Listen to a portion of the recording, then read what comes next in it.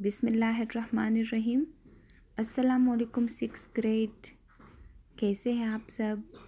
उम्मीद करती हूँ आप सब अच्छे और खैरियत से होंगे। ओके 6th ग्रेड, आज हम अपनी उर्दू की क्लास में एक नया सबक शुरू करने जा रहे हैं जिसका उन्वान है यौम दिफ़ा, और ये है आपका page number 36, right? Okay 6th grade, जैसा कि मैंने आपको बताया कि हमारे सबक का उन्वान है यौम दिफ़ा।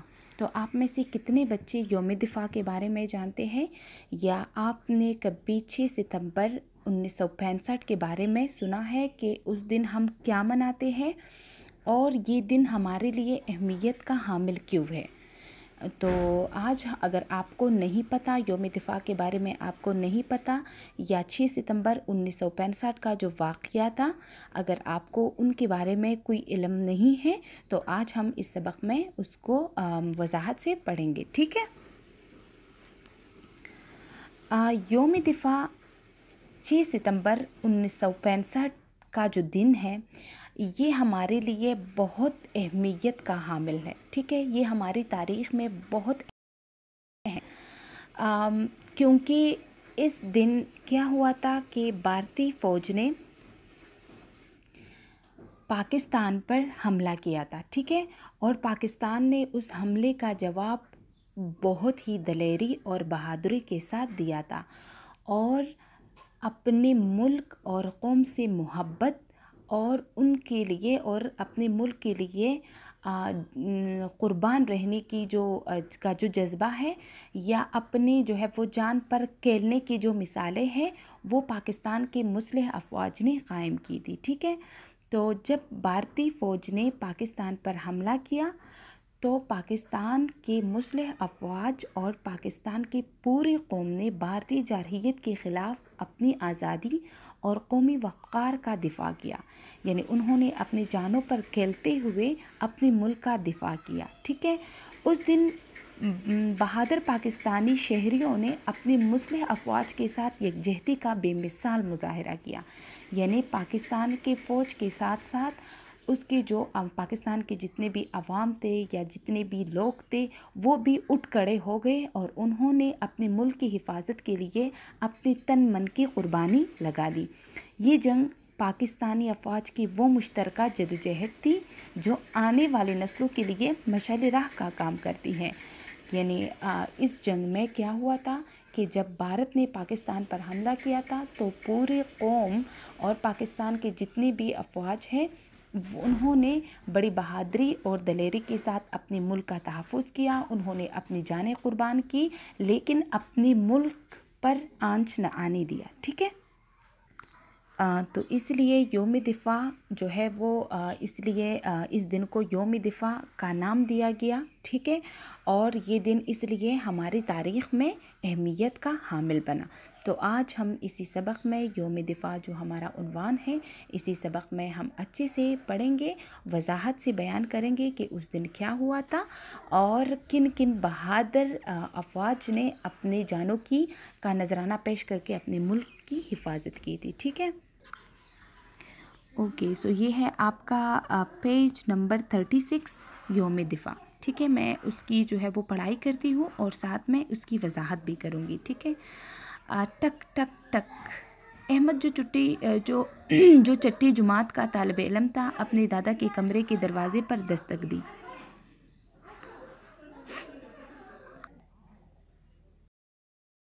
टक टक टक, अहमद जो छठी जुमात का तालिब इल्म था ने अपने दादा के कमरे के दरवाजे पर दस्तक दी। दस्तक देना यानी खटखटाना, ठीक है? कौन है, अंदर आ जाओ। अहमद के दादा अली गौहर साहब जो अपने बिस्तर पर बैठे ऐनक लगाए अखबार पढ़ने में मसरूफ़ थे। मसरूफ़ यानी मगन थे। ऐनक उतारते हुए कहा। अहमद जो क्लास 6 में पढ़ता था, अपने जो है वो दादा के दरवाजे पर दस्तक दी और उसके दादा ने उसको अंदर आने की इजाज़त दी, ठीक है? अस्सलाम वालेकुम दादा जान। अहमद ने कमरे में दाखिल होकर मुदबाना सलाम किया। मुदबाना का मतलब है अदब से सलाम किया। वालेकुम सलाम बेटा, वापस आ गए आप स्कूल से? दादा जान ने अहमद के सलाम का जवाब देते हुए कहा। जी दादा जान। दादा जान, क्या आपको मालूम है कि आज 6 सितंबर है? अहमद ने दादा जान के पास बैठते हुए पूछा। जी बिल्कुल बेटा, मुझे मालूम है। दादा जान ने अखबार اخبار ایک طرف رکھتے ہوئے جواب دیا۔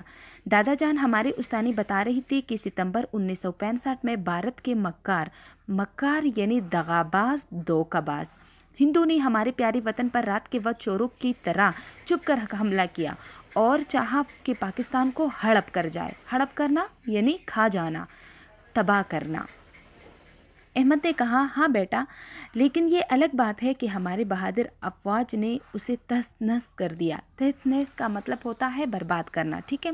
دادا جان کی آواز میں اچانک جوش سمٹ آیا، یعنی جوش بھر آیا۔ اچھا، اس پیراگراف میں ہمیں یہی بتایا جا رہا ہے کہ جو احمد جو کلاس 6 کا اسٹوڈنٹ تھا، اس نے اپنی دادا جان سے کہا کہ آج ہمیں اپنی ٹیچر بتا رہی تھی کہ 6 ستمبر 1965 کو بھارت کے دغاباز یعنی مکار فوج نے کیا کیا تھا، ہمارے پیارے وطن پر جو ہے وہ چوروں کی طرح رات کو جو ہے وہ حملہ کیا تھا اور چاہ رہے تھے کہ وہ پاکستان کو برباد کر دے۔ تو اس کا جواب ہمارے جو بہادر افواج ہیں انہوں نے بڑی دلیری سے دیا تھا، ٹھیک ہے۔ اچھا، کیوں دادا جان، بھارت نے ایسا کیوں کیا؟ احمد نے تجسس کا اظہار کیا۔ تجسس یعنی کسی چیز کے بارے میں معلومات حاصل کرنا، شوق، جس چیز کے بارے میں ہمیں جو ہے وہ جاننے کا شوق ہوتا ہے، یعنی تحقیق یا جستجو، ٹھیک ہے۔ بیٹا، مجھے بہت خوشی ہوئی یہ جان کر کہ آپ کو اپنے ملک کی تاریخ کے بارے میں دلچسپی ہے اور یہ جان کر کہ آپ اپنی ماضی کے متعلق جاننا چاہتے ہیں، کیونکہ جس قوم کے بچے اپنی ماضی بھلا دیتے ہیں وہ مستقبل میں کبھی کامیاب نہیں ہو پاتے۔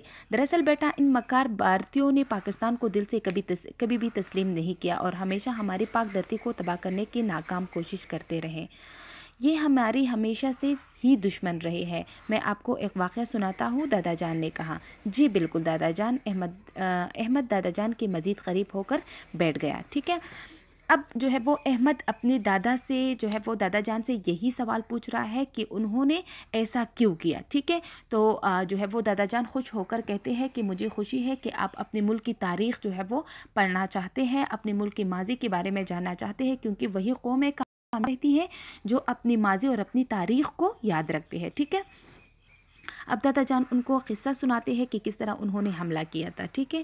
جس وقت بھارت نے پاکستان پر بزدلانہ حملہ کیا، وہ اس غلط فہمی میں مبتلا تھا کہ وہ اپنی زیادہ تعداد اور اسلحہ کے بل بوتے پر یعنی طاقت پر پاکستان کو تباہ و برباد کر دے گا، مگر اس نے پاکستان کی بری فوج سے بری طرح مار کھائی۔ بری فوج یعنی خشکی کی فوج، ٹھیک ہے، جو زمینی فوج ہوتی ہے، مار کھائی۔ جب بھارتی افسران نے دیکھا کہ ان بزدلانہ حملوں کا پاکستانی فوج نے ایسا منہ توڑ جواب دیا کہ اب سوائے اپنی ایئر فورس سے مدد مانگنے کے پاس ان کے پاس کوئی چارہ نہ رہا، انہوں نے اپنی ایئر فورس سے مدد مانگی اور وہ بھی کسی طرح انہیں پاکستانی بری فوج کے حملے سے بچائے۔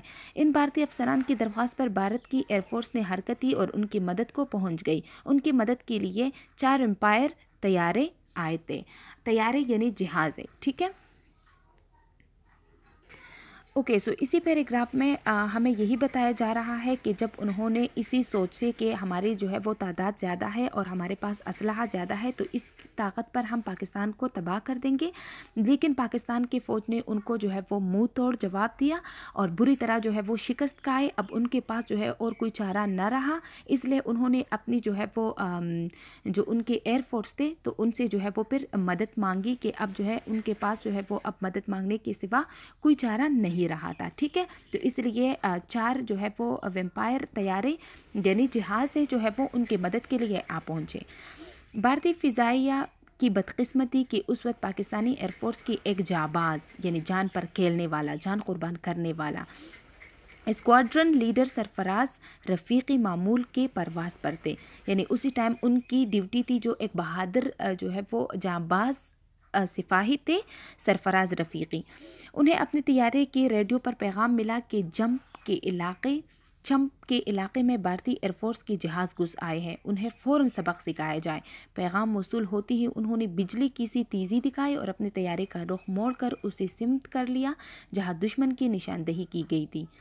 جلد ہی انہیں دشمن کے 4 ویمپائر طیارے نظر آئے۔ جب ان کو پیغام ملا کہ پاکستان کی بھارتی جو ہے وہ فوج ملک کے اندر گھس گئے ہیں تو انہوں نے فوراً اپنے جہاز کا جو سم تھا وہ اسی طرف کر دیا، یعنی اپنا جہاز کا جو رخ تھا وہ اسی طرف کر دیا، اور جلد ہی جو ہے وہ ان کو نظر آئے کہ جو جہاز ہے وہ ہمارے ملک میں گھس گئے ہیں۔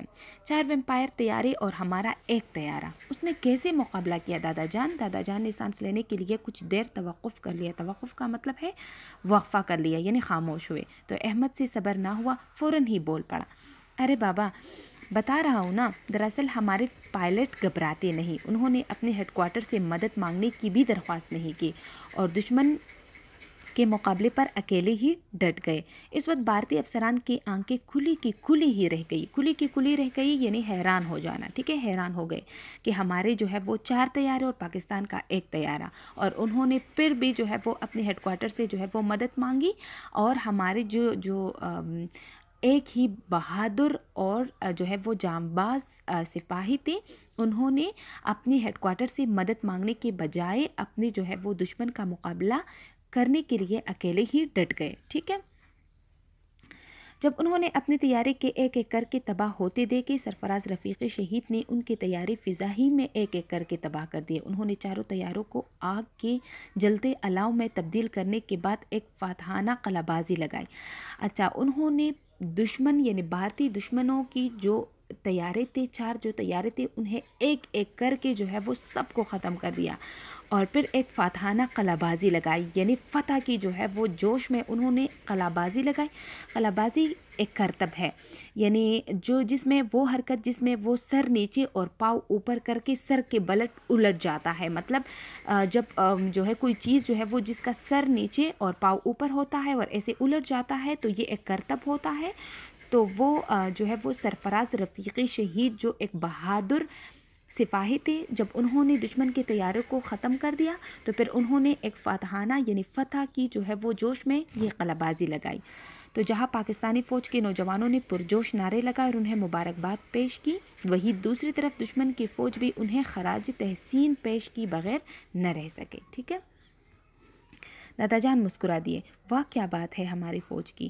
احمد نے ہاتھ بلند کرتے ہوئے خوشی اور جوش سے ملی جلی آواز میں کہا، اور آپ کی معلومات میں اضافے کے لیے میں یہ بتا دوں کہ یہ 1965 کی جنگ کا پہلا فضائی معرکہ تھا۔ معرکہ کا مطلب ہے یہ پہلا فضائی جنگ تھا، ٹھیک ہے۔ اس سے پہلے فتح کا صحرا اسکواڈرن لیڈر سرفراز رفیقی شہید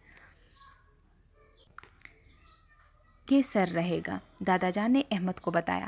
دادا جان، کیا آپ اسکواڈرن لیڈر سرفراز رفیقی کے بارے میں مزید معلومات جانتے ہیں؟ احمد نے سوال کیا۔ بیٹا، اسکواڈرن لیڈر سرفراز رفیقی شہید 20 مئی 1935 کو پیدا ہوئے تھے۔ آپ نے اپنی ابتدائی تعلیم لاہور سے حاصل کی۔ رفیقی شہید بہت ہی نفاست پسند یعنی پاکیزہ، ٹھیک ہے، جو صفائی کو بہت پسند کرتے ہیں، دبلے پتلے، خوبر اور خوش مزاج شخصیت کے مالک تھے۔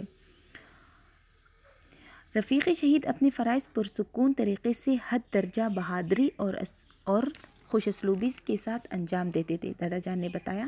دادا جان، بھارت کتنا برا ہے نا، اور اس کے ساتھ ساتھ بزدل بھی، اور ہمارے فوجی جوان بہت بہادر ہے، احمد نے دادا جان سے فخریہ انداز میں کہا۔ ہاں بالکل بیٹا، اور یہ بات کبھی نہ بھولنا کہ وہ بہادر اور قابل فخر شہید جنہوں نے ہمارے لیے اپنے وطن کے لیے اپنی جانیں قربان دی، اور وہ بھی ہمارے جیسے گوشت پوشت کے انسان تھے، یعنی ہمارے جیسے انسان تھے، ان کی بھی مائیں، بہنیں، بیٹیاں، بیٹے، باپ، بھائی اور دوسرے رشتہ دار تھے۔